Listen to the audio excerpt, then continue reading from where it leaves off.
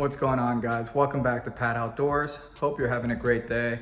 I apologize if I've been away for a little bit. I've been a little preoccupied getting married, but now I'm back so we can continue working on the Enduro build.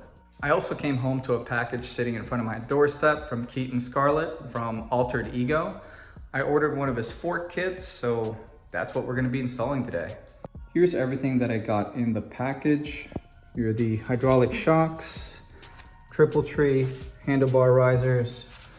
I think this is the bolt that goes through the headset. The axle with some spacers. I believe you mentioned something about needing to shave these things down.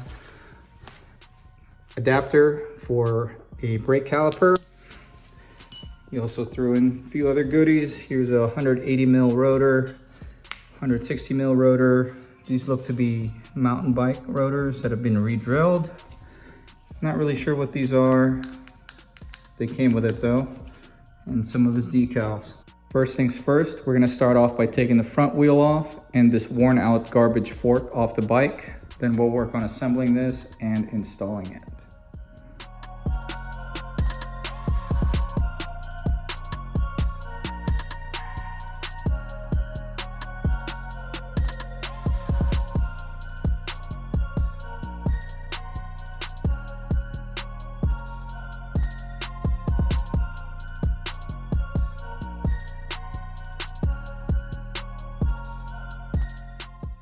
Here's what the factory fork looks like, fully stripped down. And to take it off the bike, you just need to hold the long bolt down with a 6mm Allen, and then you can loosen the 17mm nut in the bottom.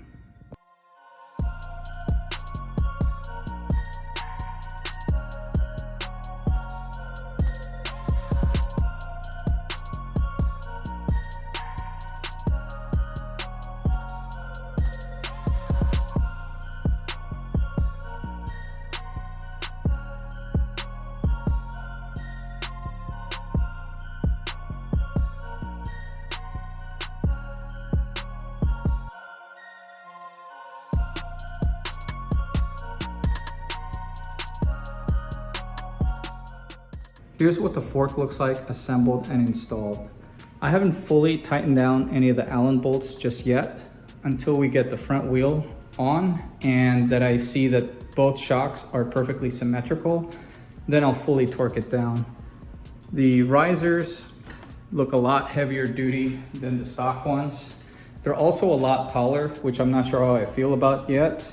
So if you're a taller guy, this would definitely be a good option since it'll leave a lot more room for your knees, but I'm 5'8", so I might go for a lower set later on, but so far I like the way it looks.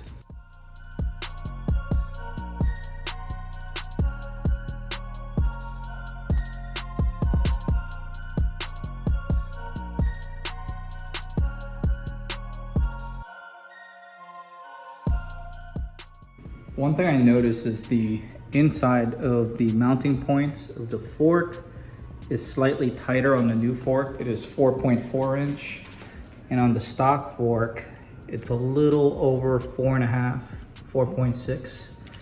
So I'm definitely gonna have to modify these spacers if I'm gonna use a stock axle and spacer set, or the new set definitely needs to be modified. These are way too wide.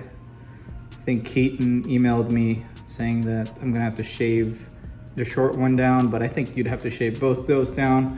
I'm gonna try to use a stock axle.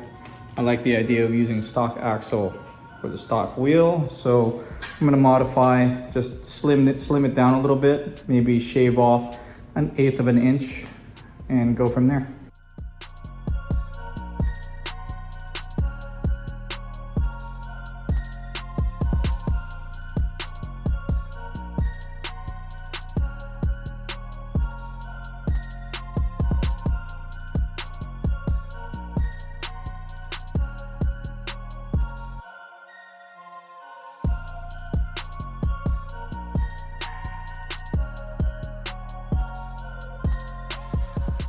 Here's what it looks like with the wheel reinstalled. I just temporarily have the factory axle on, but I realize it is a couple threads short, so I'm gonna switch to the new axle it came with, which is a bit long, but I'll deal with that. I'm I am going to use the modified stock spacers though. I just cut one of them 0.2 inch shorter, and I might flip it the other way. Not sure yet, depends on which brakes I go with. And to fit the stock white plate, I just flipped it upside down, ran a bolt through the tab, zip tied this one through a hole that's available, and actually fit pretty well over here. And then for the fender, I just drilled one additional hole in between the factory mounting point and the big hole. And the big hole actually works out for the main bolt that holds the fork in place. I didn't have to modify anything else at all. As soon as I tightened that bolt, it actually lined up perfectly square with the wheel. So now I'm gonna tighten the rest of the bolts that hold the fork together and wrap things up.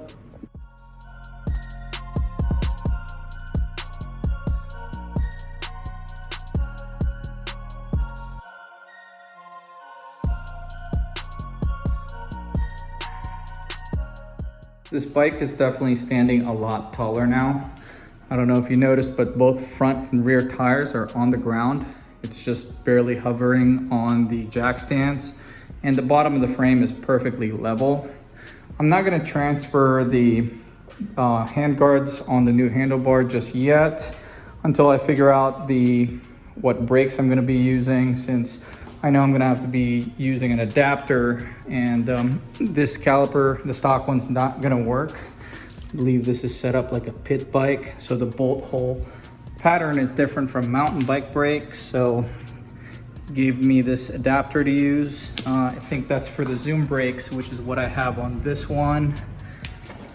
I'm not really sure which rotor set I'm gonna go with yet, so I'm gonna do a little bit more research before I do the brakes.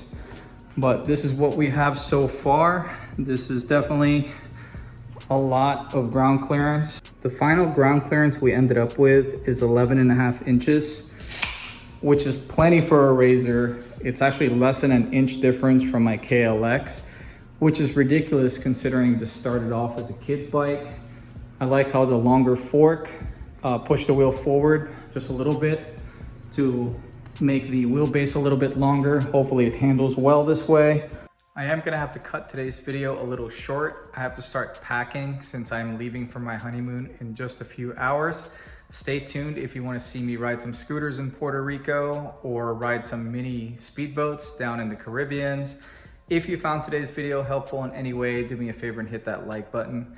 If you like this kind of content, want to keep up with some of my projects or what I'm doing in my honeymoon, consider subscribing to my channel. But this is going to be it for today. Thank you for watching.